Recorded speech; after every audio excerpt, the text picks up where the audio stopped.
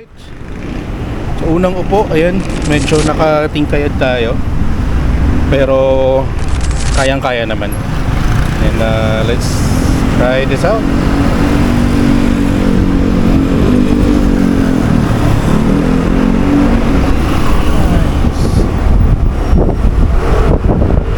Malakas din siya.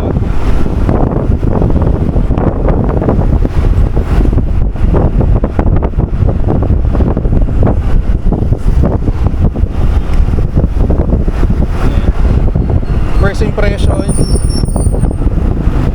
malakas yung hatak niya, responsive yung yung throttle. May na-try na kasi ko dati na scooter na hindi ganun ka-responsive, kailangan mo masyadong pigain para umandar.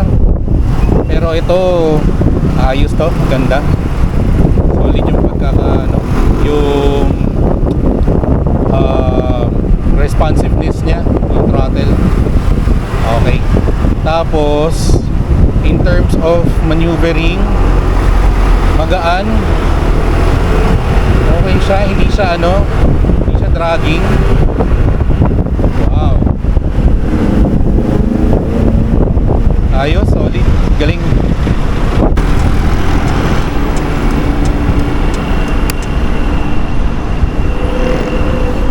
Pagas muna tayo. Ayan, nabot tayo ng 307 pesos and 73 cents for 5 liters and 0.53.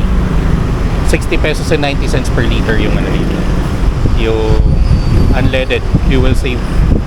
So assuming na 1 litro yung nilagay nilang gas sa doon sa may kasa, sa may showroom, then siguro 6 liters lang ang kaya ng Kimco Like na 125.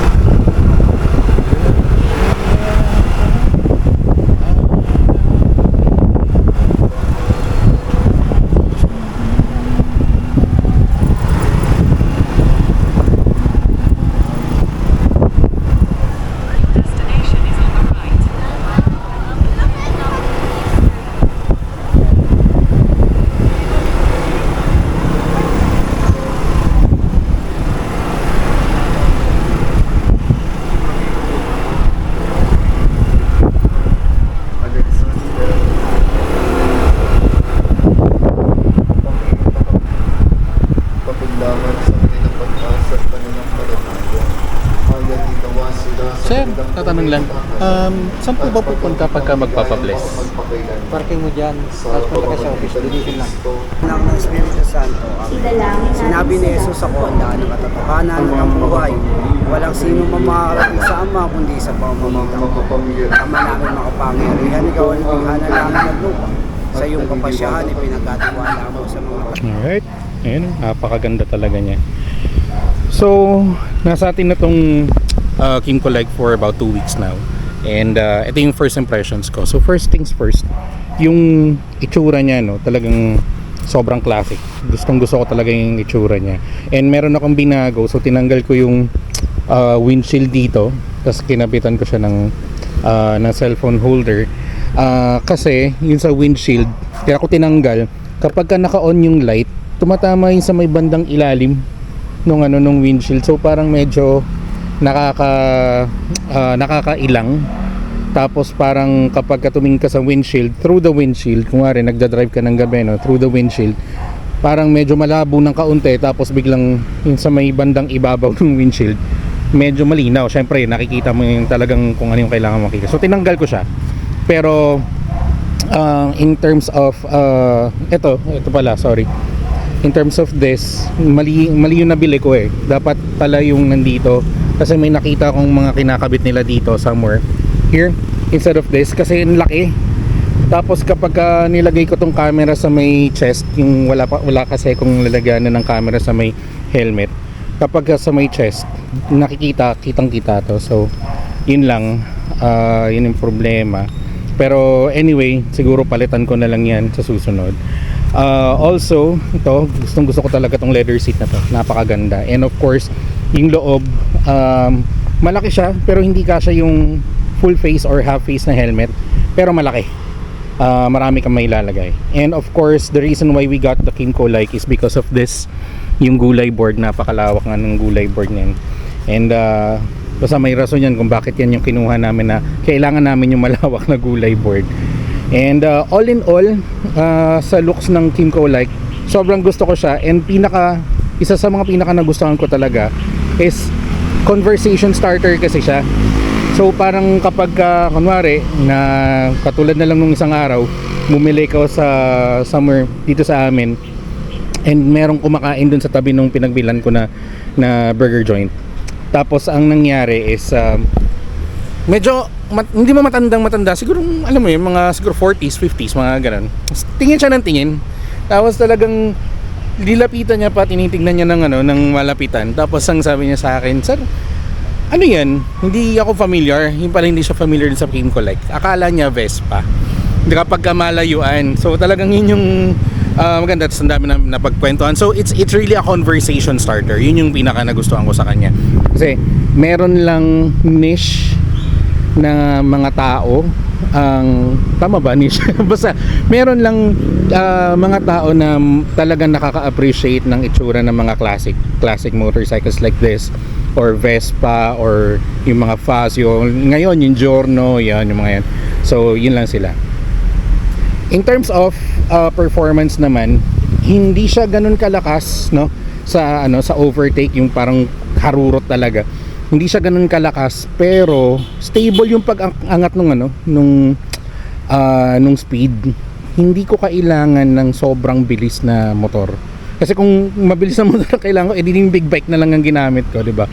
Ito, parang gagamitin mo siya kapag gusto mong mag-chill ride, yung talagang lang, yung enjoy mo lang yung ride. Tapos hindi mo siya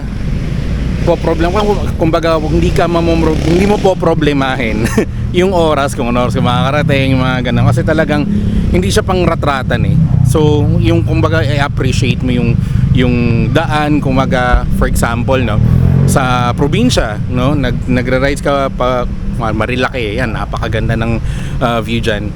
Okay na okay ito, hindi sa dahil sa makikipagkarerahan ka, kundi mas okay siya na stable lang yung takbo ng speed mo, nas na-enjoy mo yung paligid.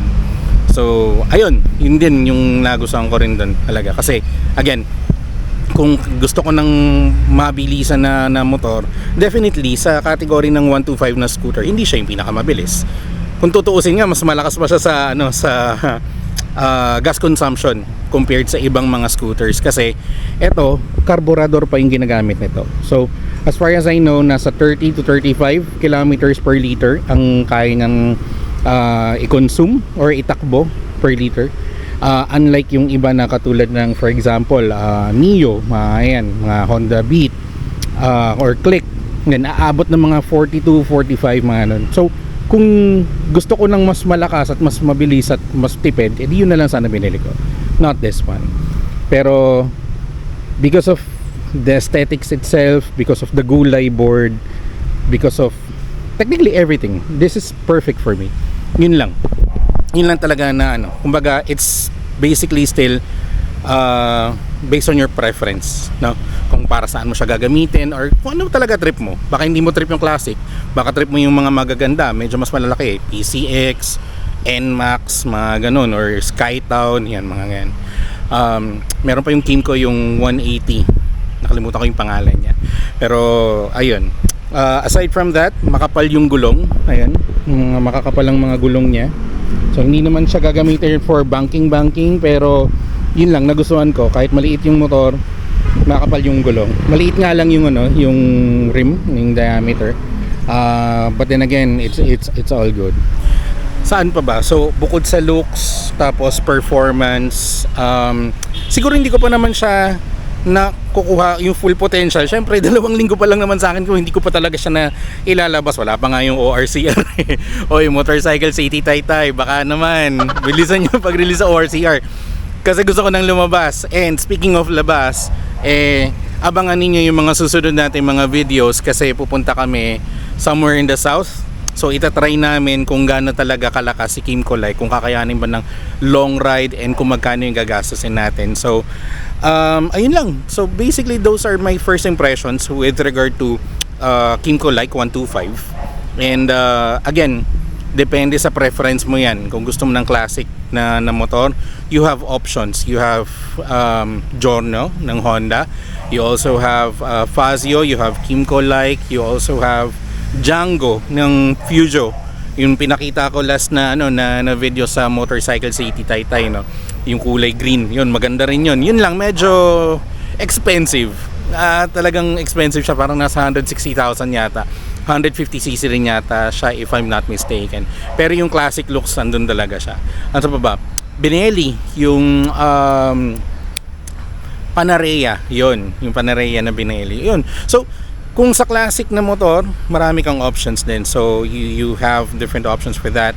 And naka almost price wise yung range halos nasa ganun lang din. And kung sakaling hindi mo naman talaga gusto ng mga classic motorcycles, then you can go ahead with the FIs, with the Click, with the Beat, with the Mio and Max, mga ganun. Alright, so yun lang, sana nakatulong to sa kung sakaling nag-decide ka, talagang medyo 50-50 ka pa kung bibili ka ng Kymco Like 125. Pero for me, I enjoyed using this for the past 2 weeks. Malapitan lang sa subdivision lang namin, sa katabing subdivision, punta sa palengke na malapit sa amin. Yun lang, yun pa lang yung nagagawa ko. Hindi pa talaga ako nakakapunta sa highway. Yung lang, siguro from Taytay going to North Caloocan, yun lang. Na-enjoy ko lang din. And napatunayan ko na yung stigma na sinasabi nilang matagtag si Kymco Like at mahina si Kymco Like sa hatakan, napatunayan ko naman na hindi naman talaga yun yung kaso. Hindi siya yun yung talagang hindi siya matagtag, that's one. Hindi rin siya mahina, kumbaga sakto lang. Hindi siya ganun kalakas, hindi rin siya mahina. So yun, napatunayan ko na yan. And of course, more days, more weeks, and more years to come para mas patunayan ko palalo yun. Marami pa ako hindi alam tungkol sa scooter, yung mga sinasabi nilang panggilid, bola or whatnot. Wala akong kaalam-alam doon kasi this is the first time that we owned a scooter. So ayun, so yung mga ka-Kymco Like users na 125, baka sakali namang matulungan ninyo ako, mabigyan nyo ako ng tips kung paano natin ma-maintain at mapapaganda, mapapalakas din siguro kahit paano yung hatak ni Kymco Like kung sakaling gusto kong magpalakas. So ayun lang guys, again sana nakatulong to ng decision making ninyo kung sakaling kukuha kayo. Pero kung ako tatanungin nyo, if you're into classic motorcycles and you like this, go ahead. I think this is just 93,000 if I'm not mistaken, 93-94, parang nasa ganun. So again, thank you for watching this video. Again, watch out doon sa mga susunod na videos natin. Napaka-exciting na mga videos ang gagawin natin for the next few weeks. Marami akong balak. Sana magawa natin yon at makapag-upload tayo every week. Again, twice a week tayo nag-upload. Travel and food ang ginagawa natin dito sa channel to. So kung naligaw ka dito sa channel na to and if you haven't subscribed yet, please click on the subscribe button, click on the notification bell para updated din kayo sa mga videos or yung mga upcoming videos natin. And kung sakaling hindi nyo pa napapanood yung mga dating videos natin, panoorin nyo na rin para mahit na natin yung goal natin na mamonetize tong channel na to. Pero anyway, in case na mangyari yun, mas marami tayong gagawin in the future. So again, thank you for watching. This is Jason and see you in the next one.